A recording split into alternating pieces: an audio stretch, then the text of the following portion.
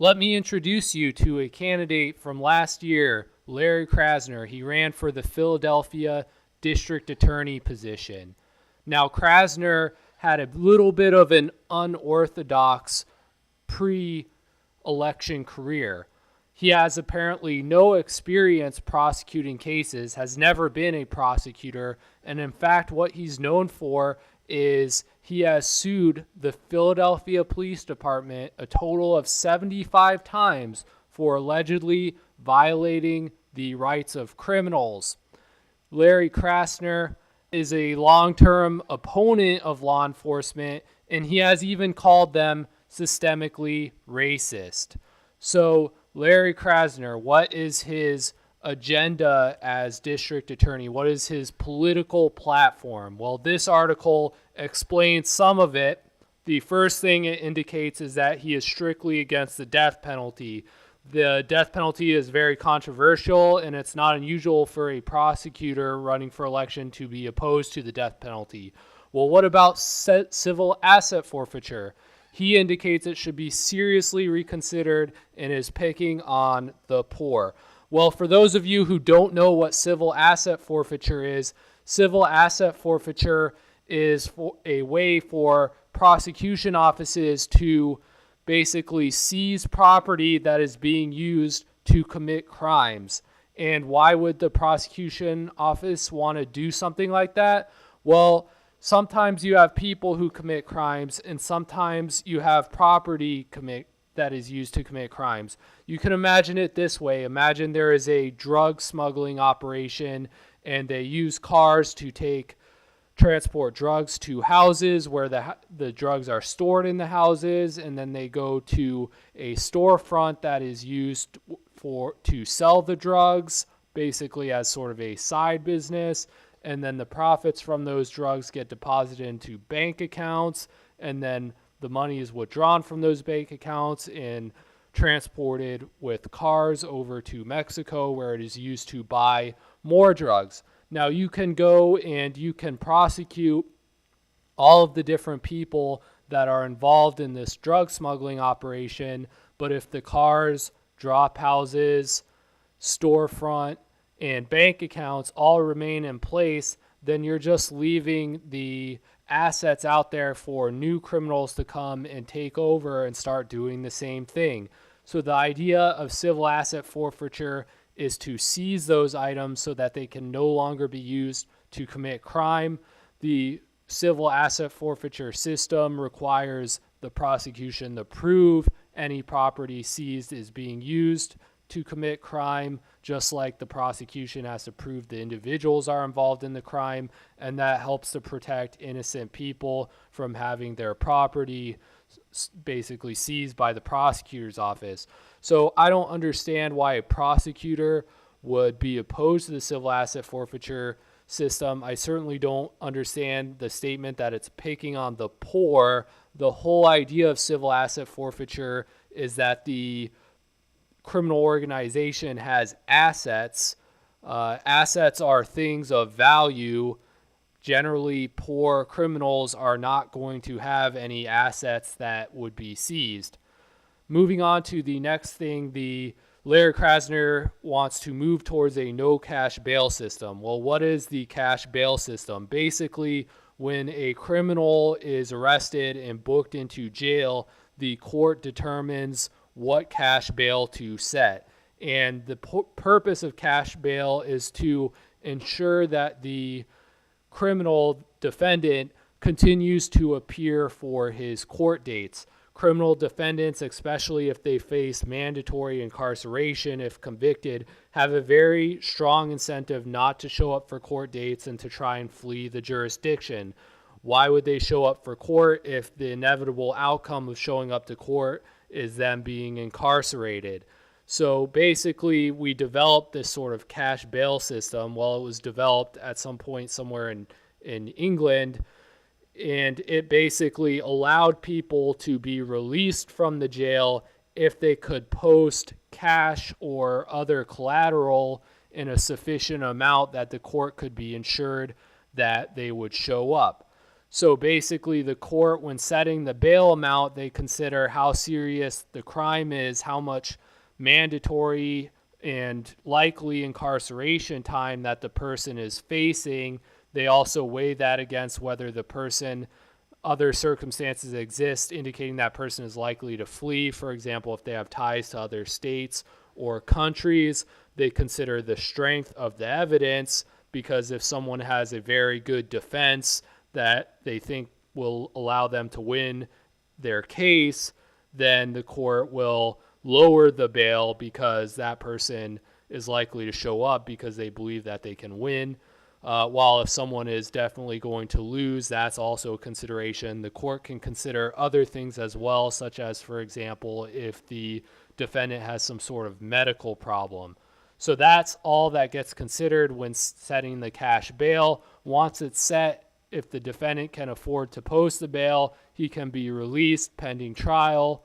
But if he fails to show up, then he forfeits all of the collateral or cash that he had put forward in order to ensure the court that he would show up. So that's the purpose of the cash bail system. It counterbalances the natural desire of someone facing incarceration to flee versus the need to presume the defendant innocent until proven guilty and allow them an opportunity to get out of custody. So I don't understand why Larry Krasner would oppose a cash bail system.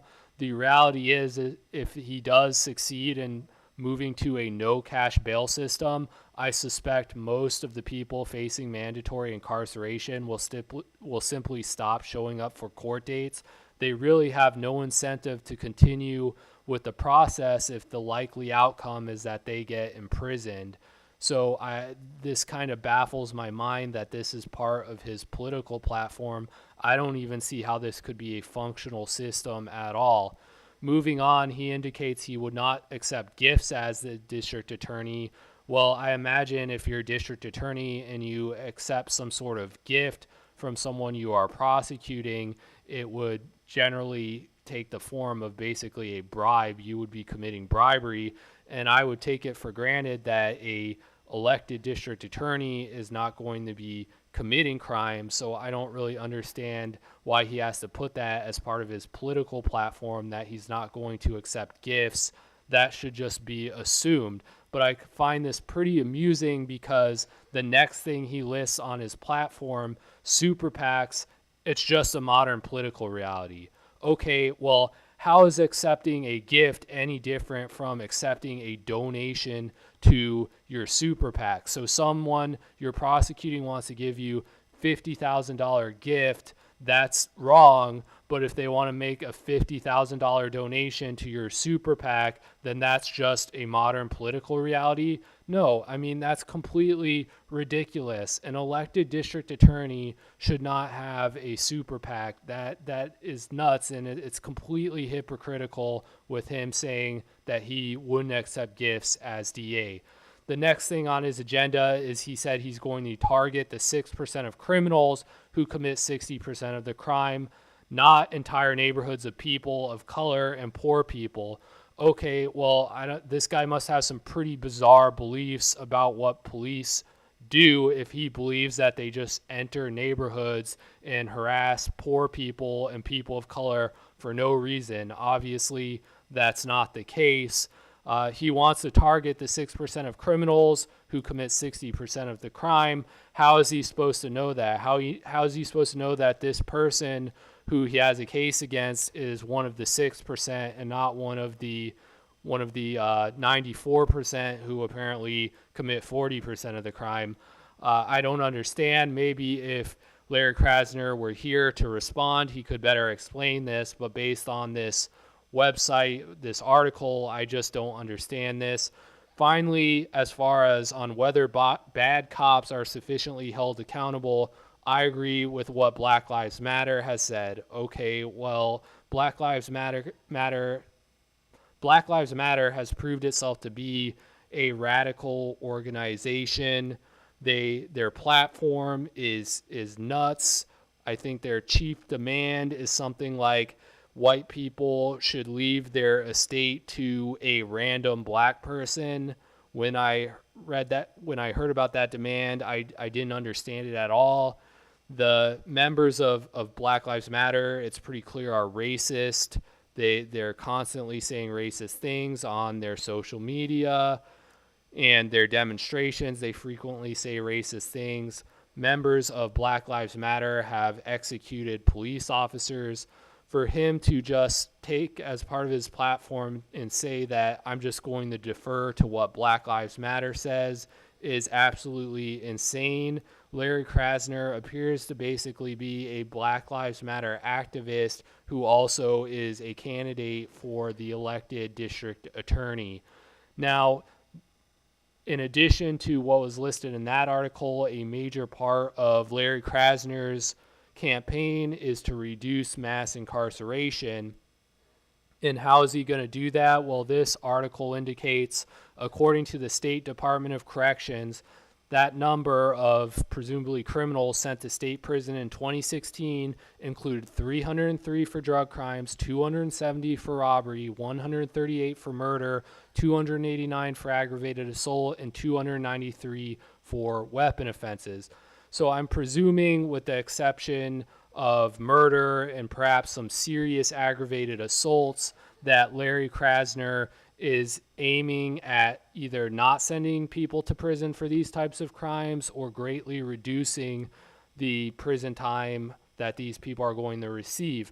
And he indicates this notion that people are either all bad or all good is untrue, and these changes in criminal justice are going to demonstrate that. And while I can agree with him to the extent that people are not either all bad or all good, I think that this isn't really an appropriate statement for a candidate for district attorney to say. This is more of something I would expect a defense attorney to say. I think that as a prosecutor, you can't be afraid to call bad people, and drug addicts are definitely bad people. And I say that because everyone in society knows, it's well known in society that if you take the most serious drugs, heroin and methamphetamine, then they will result in you becoming addicted to those drugs and will eventually lead to crime. And any person knowing that, having heard that before, to ignore that as a matter of arrogance, just assuming that they can use these drugs without the consequences, and chooses to make that decision despite the fact it might alienate them from their family. They could possibly lose their children if they have children. That's such an arrogant, selfish decision that they could make that I'm not afraid to say that drug addicts are bad people. Now, moving on, another part of Larry Krasner's political platform, and I'm taking this now from Larry Krasner's website, is that he is going to protect immigrants from deportation. And specifically, he writes, because legal proceedings can affect the status of immigrants and therefore relations between communities and law enforcement, Larry will take those efforts into account when making prosecutorial decisions and setting prosecutorial policy. Now, what does this mean? It basically means that there's going to be a two-tiered justice system. So if I go and commit a certain crime, because I am a U.S. citizen, I'm going to end up being charged with that crime. If I was an immigrant or an illegal immigrant, then Larry Krasner's policies would require the prosecutors at his office to determine what the effect on my immigration status would be if I were to be charged with that crime. And if it would be a negative consequence, then they would decline to charge me with that crime. Alternatively, maybe they will charge me with a crime, but they will offer me a better plea offer that won't affect my immigration consequences. And this sort of system, this two-tiered justice system, is actually not a new thing that Larry Krasner is proposing. Actually, a lot of prosecutors' offices already do this. For example, the Brooklyn district attorney's office has immigration attorneys on staff that basically tell prosecutors whether they should charge people or not based on the immigration consequences that that charge could carry for the individual defendant. Now, we talked earlier about super PACs. Well, what ended up happening is that Larry Krasner received $1.45 million to fund a super PAC by billionaire George Soros. And because he received this money, even though he was behind several other people in the Democratic primary, this money gave him a huge advantage, and he was able to soar way above the other candidates in the primary, and he ended up winning the Democratic primary. And because he won the primary, and Philadelphia is a very Democratic state, he would go on to win the general election.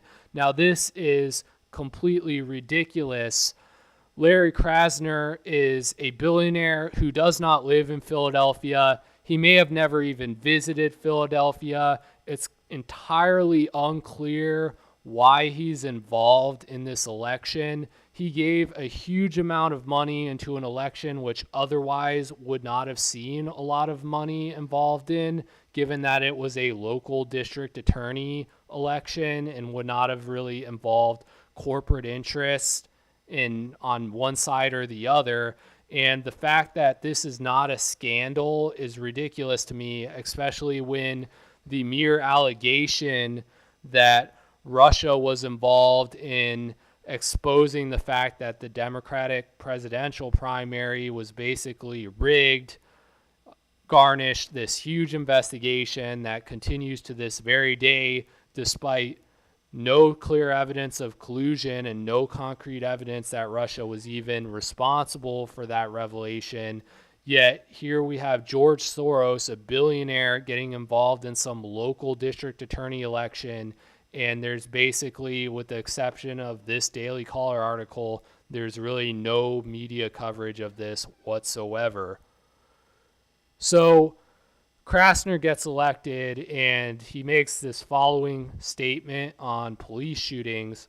If we have facts and we have the law, if we follow the evidence instead of following anybody's politics, and we have a case in Philadelphia County, we are bringing a case in Philadelphia County, he said.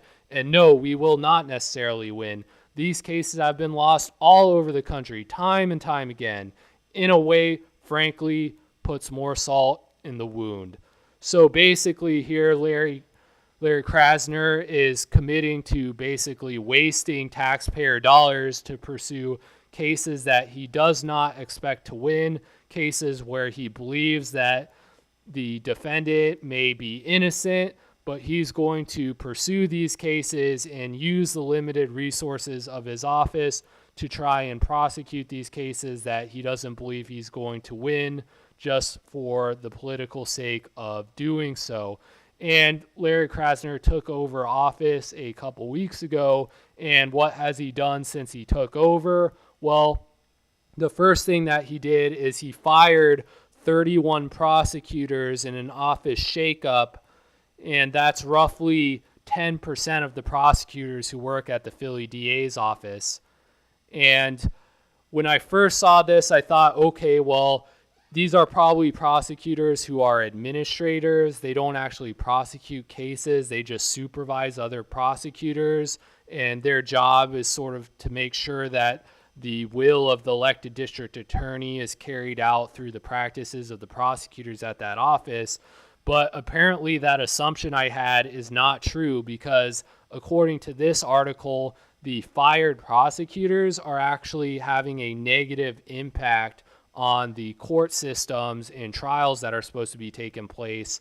So, for example, one of the prosecutors he fired resulted in a murder case being delayed, and the judge in that case criticized the prosecutor's office, indicating this court has been placed because of the management decisions by the new district attorney in in an exceedingly difficult position today. So basically, whatever victims of this person who was murdered were likely eagerly looking forward to this trial, the chance where the person who murdered their loved one was finally going to be held accountable. And because Larry Krasner fired their prosecutor, that trial has to get delayed. It could be years before they're in that same position again.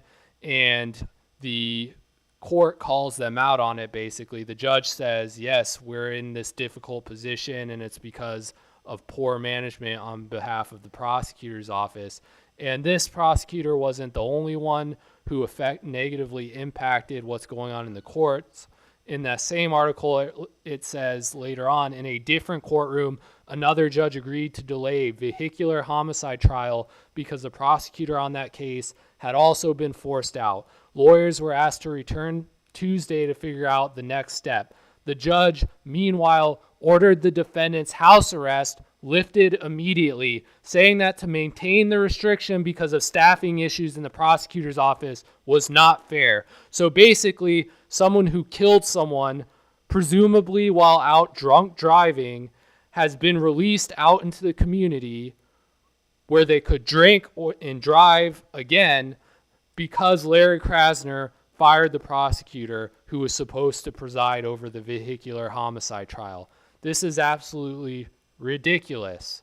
And if I was the loved one of the person who was killed by this guy, I would be seriously pissed off that this has happened. And in fact, there are victims that are apparently seriously pissed off. And the article lists a quote from one of those victims. It makes it very hard to move on and grieve properly, said one family member who asked not to be identified, criticizing the prosecutor's office. It's like we're basically starting from scratch again. Yes, it is like starting from scratch again.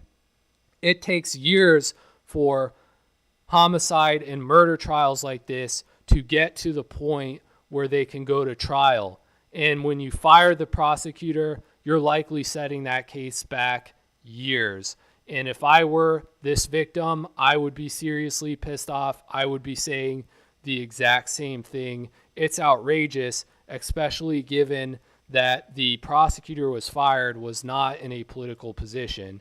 And the judge, McDermott, also expressed similar sentiments, indicating that the district attorney's office exhibited bad management by not developing a contingency plan earlier to replace Natar Stefano. The last-minute request to delay the trial was devastating for both families, she added. And I'm absolutely convinced that that is the case. I'm sure that it was devastating for those victims.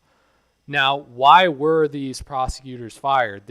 We know they're experienced trial prosecutors prosecuting some of the most serious cases. These aren't political positions. These aren't administrators. Well, another article gives a clue.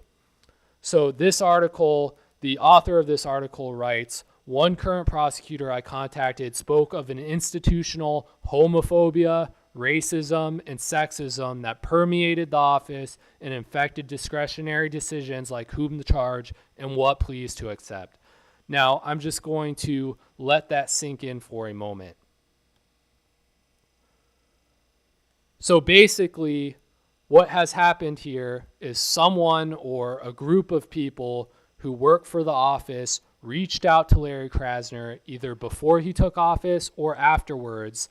And these people, being adherents to the Church of Social Justice, must have indicated that other prosecutors working for the office had some sort of institutional homophobia, racism, and sexism that biased them in their decisions as a prosecutor.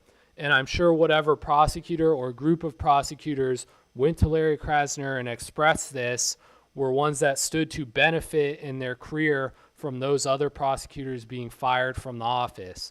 And Larry Krasner appears to have accepted this, whoever indicated this to him, at their word, and just fired 10% of his prosecutors. Now, he did not confront any of these prosecutors at any time. I imagine if he did, and he did confront them, they would indicate that they did not have institutional biases of homophobia, racism, and sexism. But Larry Krasner just assumed that, and he fired his most experienced prosecutors who were prosecuting the most serious cases, regardless of the effect that would have on the court system and the victims in those cases. Now, this is not even the worst thing about Larry Krasner.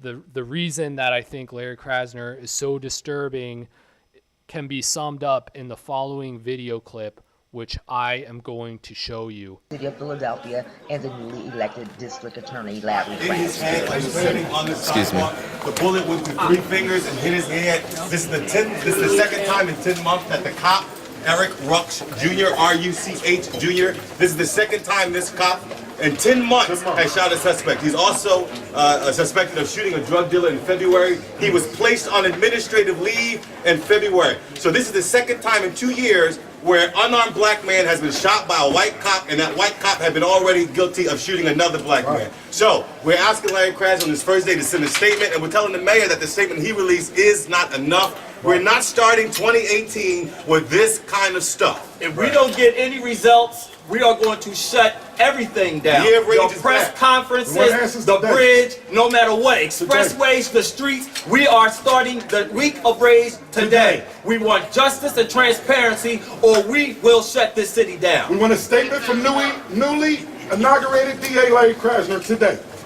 So what is going to happen if Black Lives Matter follows through on one of its threats to basically shut down the bridge and start destroying people's property and go on a rampage because some of its demands aren't being met? Who's going to stop them? Well, certainly not the police department. They're not going to want to mess with Black Lives Matter, the allies of Larry Krasner, the elected district attorney, a district attorney who has indicated that he is eager to prosecute police officers who are involved in any sort of violent confrontations, even though his prosecutions are unlikely to result in convictions because the officer may in fact be innocent in these cases. Larry Krasner isn't going to do anything. His whole platform is that he's not going to send people to jail or punish people in any circumstance other than the most serious crimes. Denying access to a bridge and destroying people's property are not the most serious crimes. So Larry Krasner is likely not going to do anything. So all of these rights and values that we have as part of being a liberal society, for example, the freedom of speech and the private property rights, are going to be pretty much at risk because no one's going to stop Black Lives Matter from doing pretty much whatever they want. And the targets of Black Lives Matter's agenda, the people that Black Lives Matter are going to mess the most with, are likely going to be people who oppose Larry Krasner's agenda. And that's why I think this is so concerning, because this has all the makings of a sort of dictatorship, a despotism, where no one can criticize Larry Krasner without getting harassed or beat up by Black Lives Matter.